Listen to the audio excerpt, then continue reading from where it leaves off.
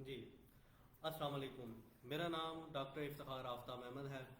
میں ہومیوپیتھی سلسلہ سے 6 سال سے منسلک ہوں. اس وقت ایک رناؤن ہومیوپیتھ ڈاکٹر امان اللہ بسمل کے ساتھ ورکنگ کرتا ہوں. اور اس وقت میں ایک میسج جو پبلک اویئرنس میسج دینا چاہ رہا ہوں آج، جس پر میرا ٹاپک کووڈ-19 ہے. اس کا بیسک مقصد یہ ہے کہ حالیہ کورونا کی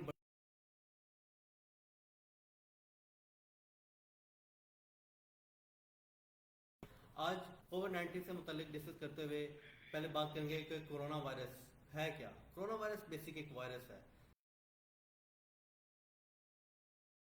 ہوتی ہیں جب یہ ہمارے اندر جاتا ہے اور اس پھیپھڑوں کو جا کے انفیکٹڈ کرتا ہے اور ریسپریٹری پرابلم کوز کرنا شروع کر دیتا ہے. اگر ہم بات کریں موجودہ CDC اور WHO کے مطابق اس وقت 12 کروڑ 80 لاکھ لوگ اس وائرس سے افیکٹڈ ہوئے ہیں، جو اس وقت 28 لاکھ لوگ اس کرونا وائرس کی وجہ سے ہلاک ہو چکے ہیں. اب اس بڑھتی ہوئی چیز کو اب موجودہ جو تھرڈ لہر جو ہمارے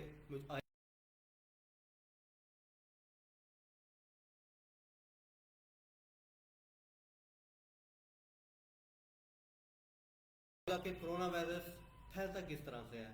کرونا وائرس پھیلتا ہے بیسیکلی پرسن ٹو پرسن، ہم لوگوں کے تھرو ہیومن پھیلتا ہے. ایک افیکٹڈ کووڈ-19 کا پرسن جب ایک کھلی فضا میں جب چھینکتا ہے، بولتا ہے یا سانس لیتا ہے، اس کے منہ سے نکلے ہوئے چھوٹے چھوٹے ننے قطرے جو ہیں یہ ہوا میں پھیل جاتے ہیں. جو وہاں پہ موجود جو صحت مند افراد ہیں جب وہ سانس لیتے ہیں تو وہ چھوٹے چھوٹے ننے قطرہ اپنے اندر لے جاتا ہے اور جو ان کے سانس میں تھرو جا کر اس کو بھی انفیکٹڈ کر دیتا ہے. اب اس کے علاوہ دوسرا آتا ہے بہت زیادہ میل جول کرنا، ہاتھ ملانا، گلے ملنا. جب انفیکٹڈ پرسن کے ساتھ ملتا ہے تو وہ وائرس اس کا ٹرانسفر ہو جاتا ہے. تیسرا، اگر کسی ہم انفیکٹڈ یا افیکٹڈ پرسن کو ہاتھ ملاتے ہیں، ملانے کے بعد وہی ہاتھ اپنے منہ کو اپنے ٹرانسفر ہو جاتا ہے، تو اس چیزوں سے ہمیں گریز کرنا چاہیے. اب ہم اسے پریونشن کس طرح سے کر سکتے ہیں؟ سب سے بہترین پریونشن ہے کہ کوئی بھی کام کرنے کے بعد اپنے ہاتھوں کو ہر 20 سیکنڈ تک بار بار دھوئیں. جب آپ بار بار دھوتے ہیں تو وائرس کے ختم ہونے کے چانسز زیادہ سے زیادہ ہو جاتے ہیں. اس کے علاوہ آپ سینیٹائزر کا استعمال کریں، جس میں سینیٹائز میں الکوہل کی مقدار 60% سے زیادہ ہو.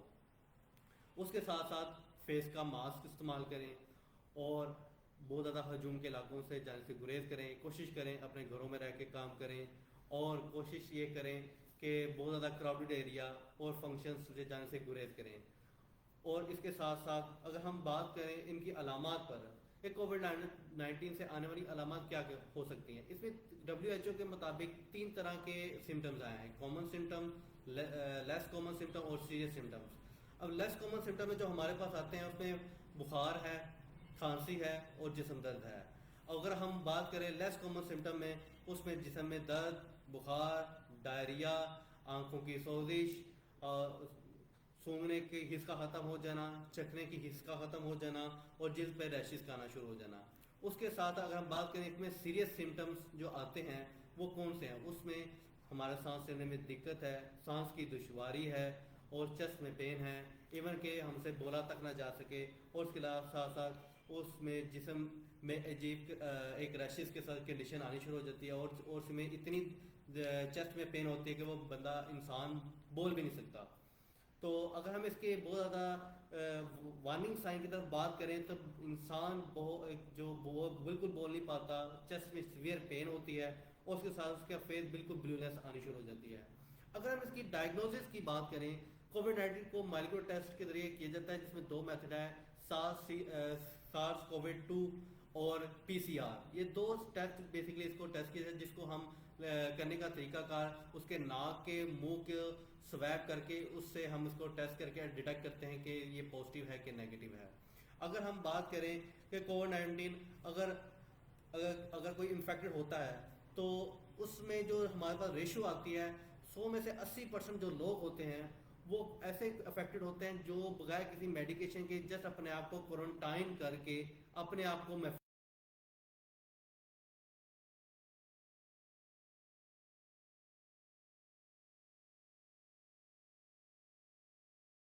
کلینکل اسکیئر کی ضرورت ہوتی ہے. وہ केयर ना मिले तो वो केस कॉम्प्लिकेशन में जा सकता है, जिससे उनको सेप्सिस हो सकता है, सेप्टिक शॉक हो सकता है, उनके लिवर इंजरी हो सकती है, उनकी लंग्स इंजरी हो सकती है, उनके ब्रेन डैमेज हो सकता है, हार्ट डैमेज हो सकता है, और इसके साथ उनके टिल डेथ की तरफ ये केस जा सकता है।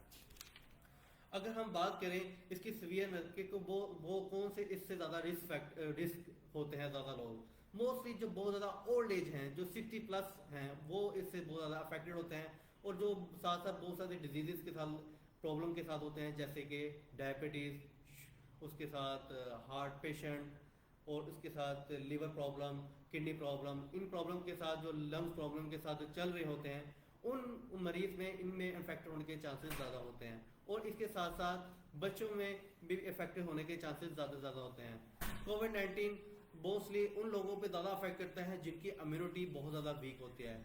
जो वीक इम्यूनिटी वाले लोग होते हैं, उनको बेहतर करने के लिए हमें अपनी इम्यूनिटी को ज़्यादा बूस्टअप रखना चाहिए।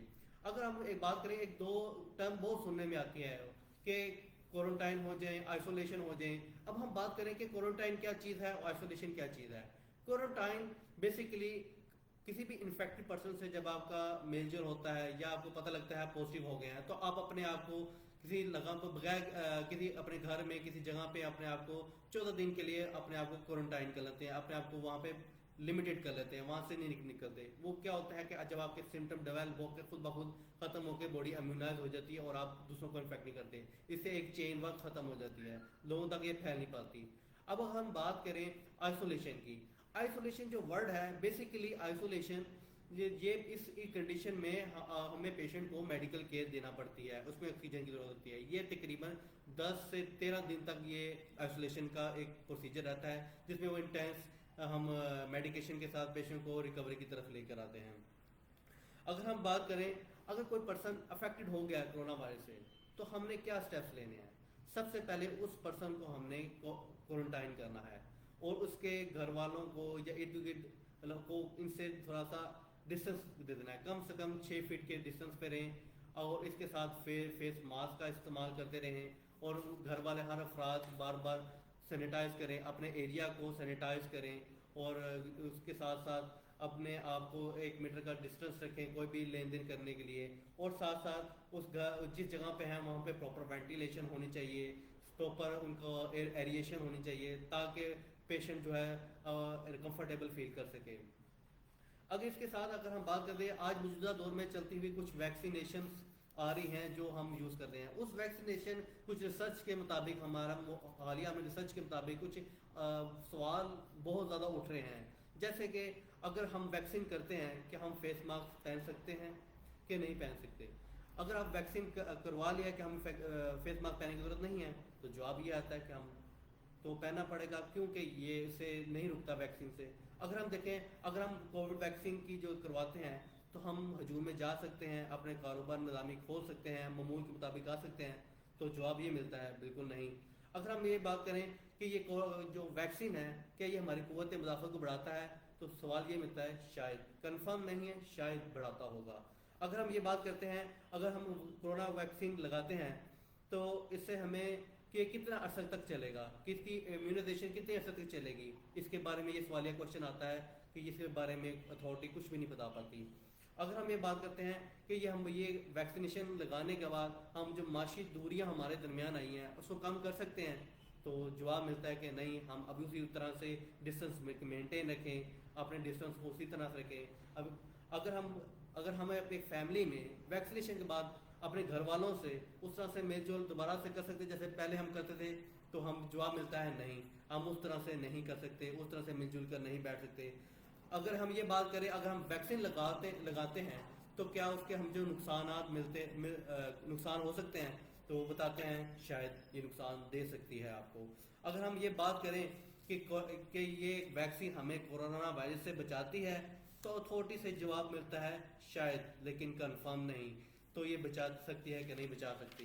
अगर हम ये बात करें कि अगर हम वैक्सीन लगाते हैं तो इसके अगर हमें मनफी असरात हमारी बॉडी पर आते हैं, क्या अथॉरिटी जब वैक्सीन जो हमें प्रोवाइड कर रही है तो क्या हमें वो उसका मुआवजा अदा करती हैं, तो वो इस पर कोई मुआवजा अदा नहीं करती, वो उस पर कोई रिलाई नहीं करती। तो इससे हम कुछ सवाल हमारे जहन में पैदा होते हैं کیا جو کووڈ-19 ویکسین جو ہم لگوا رہے ہیں تو کیا وہ ہمیں استثنا کر رہی ہر چیز سے؟ کہ وہ وائرس کو ختم نہیں کر رہی، موت کو نہیں روک رہی، اس بات کی ضمانت نہیں دیتی کہ وہ ہمیں محفوظ رکھے گی کہ نہیں، وائرس کو دوسروں تک پھیلانے سے روکے گی کہ نہیں روکے گی، جو سفری بندش آ رہی ہے ٹریولنگ کی اس کو ختم کرے گی کہ نہیں کر رہی، اور اسی طرح لاک ڈاؤن کی جو صورتحال چل رہی ہے ویکسین کے بعد وہ ختم ہوگا کہ نہیں. تو یہ ساری چیزیں معاملات آ رہے ہیں کہ اس سے کوئی چیز افیکٹڈ نہیں ہو رہی. تو ایک ہمارے ساتھ یہ ایک بہت بڑا ویکسینیشن کا ایشو چل رہا ہے جو ایک اسکیم ہے جو ہم لوگوں کو دے رہے ہیں لیکن اس میں افیکٹڈ کے چانسز کوئی رزلٹ نہیں، کوئی پروونگ نہیں ہے اس میں، جس کی وجہ سے ہم کچھ اس پہ کہا نہیں جا سکتا. اب میں بات کروں گا ہومیوپیتھی سسٹم میں. اب ہومیوپیتھی میں اپنے بہت سے ایپیڈیمکس میں اپنا رول ادا کیا ہے.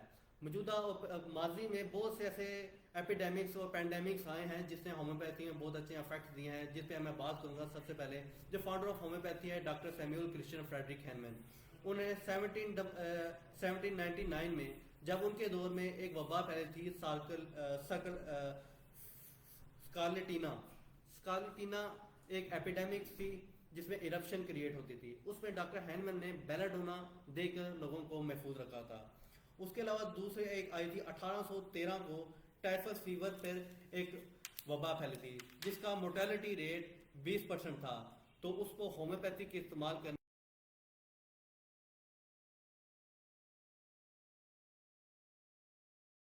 کی ایک ایپیڈیمک پھیلی تھی جس میں مورٹیلٹی ریٹ 40 سے 80% تھا، جس کو ہم نے ہومیوپیتھی کے استعمال سے 9% اس مورٹیلٹی ریٹ کو 9% پہ لے آئے تھے. اسی طرح اگر ہم بات کریں 1919 میں ایک وبا آئی تھی جسے ہم ڈفتیریا ڈیزیز کہتے ہیں، اس کی وبا تھی. اس میں جو ڈیتھ پرسنٹیج تھی وہ 50% تھی، جس کو ہم نے ہومیوپیتھی ادویات سے ہومیوپیتھی پریونشن سے 16% پر لے آئے تھے. اب ایک بہت زیادہ 1918 اور 1919 میں ایک بہت بڑا اسپینش فلو کے نام سے ایک پینڈیمک تھی جس نے بہت 50 ملین لوگوں کو افیکٹڈ میں کیا تھا، جس کے میں ہم نے ہومیوپیتھی ادویات کو استعمال کر کے اس کی مورٹیلٹی ریٹ. اس پہ بات کریں تو ہمارے ہومیوپیتھی میں اور آرگنن آف میڈیسن میں اس میں ڈفرینٹ ریفرنسز ہمارے پاس ایفریزم کے موجود ہیں جس نے ایپیڈیمکس پہ کام کرنے کے لیے ہمیں بتایا ہے کہ ہم نے ایپیڈیمکس میں ہومیوپیتھی کو کس طرح سے استعمال کرنا ہے، لوگوں کو کیسے پریونشن کرنا ہے اور کیسے لوگوں کو اس چیز سے پریونٹ کرنا ہے. تو ہماری ٹیم نے کووڈ-19 میں کچھ ریسرچ کی، کچھ ورکنگ کی اور کیسز پہ اور ان کے سمٹمز کو مد نظر رکھتے ہوئے ہم نے کچھ علامات کو مد نظر ہومیوپیتھک میڈیسن کو سامنے لے کے آئے، جس میں ہمارے پاس بہت شمار میڈیسنز بہت ہیلپ فل ہے. سب سے پہلے اگر بات کریں جو کیسز جو بہت زیادہ آتے ہیں ان میں جو موسٹلی جو یوز ہونے والی ادویات ہیں اس میں فاسفورس، برائونیا، مگسول، کیمفور اور کاربوویج، یہ ادویات بہت زیادہ استعمال ہوتی ہیں. اب اس میں کچھ نسوڑ ہیں جو بہت زیادہ ہیلپ فل ہوتے ہیں جیسے ٹوبرکلینم، بیسیلینم، انفلوئنزینم. یہ وہ نسوڑ ہیں جو ان کو انٹرمیٹنٹ طور پر ہم استعمال کر کے اس کے بڑھنے ہوئے اثرات کو ہم کم کر سکتے ہیں. اس کے ساتھ ساتھ اب ہم جینس ایپیڈیمک کی بات کریں. جینس ایپیڈیمکس بیسیکل کسی بھی وبا میں جو ایک جیسے سمٹم آ رہے ہوتے ہیں مریضوں میں، ان کو مد نظر رکھتے ہوئے ہم ایک ادویات کو سلیکٹ کرتے ہیں جو لوگوں میں پریونشن کا کام کرتی ہے. تو وہ اس میں ہم نے جو اس میں نکالی ہے وہ ہمارے پاس جو میڈیسن آتی ہے وہ ہے کاربوویج 30 یا 200 کی ڈوز استعمال کرنے سے ہم پیشنٹ کو بھی ریلیف کر سکتے ہیں اور اس کے ساتھ ساتھ جو لوگوں میں استعمال کروا کے اسے پریونشن بھی کروا سکتے ہیں. اور اس کے ساتھ ساتھ آرسینیکم ایلبم 30، اس کو بھی ہم باڈی دے کے لوگوں کو اسے امیونائز باڈی کی امیونٹی کو اسٹرانگ اپ کر سکتے ہیں. اور الٹرنیٹیو طور پر ہم بیسیلینم کا استعمال کرا کے اس کی انٹرمیٹنسی کو ہم روک سکتے ہیں، جو لنگس کے پرابلم کو اس کو کنٹرول کر سکتے ہیں. اس کے ساتھ ساتھ اگر آپ دیکھیں تو کووڈ-19 کے کیسز کو اکثر اسٹیم کا بہت زیادہ کہا جاتا ہے.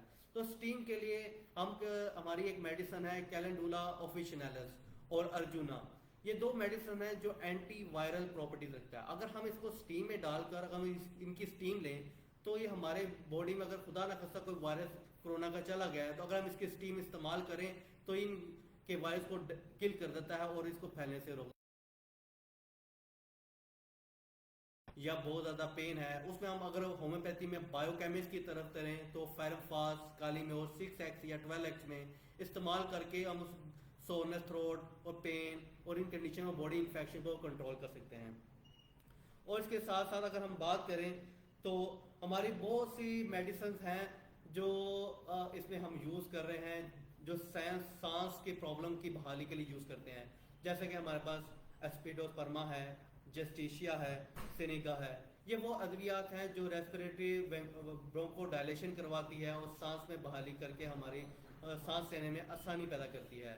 تو یہ وہ ادویات ہیں جن کا استعمال کر کے ہم اپنے لوگوں میں ایک اویئرنیس دینا چاہ رہے ہیں تاکہ وہ ان ادویات کا استعمال کریں اور بے وجہ باہر جانے سے گریز کریں اور ان چیزوں کا استعمال کر کے کرونا وائرس سے محفوظ رہیں.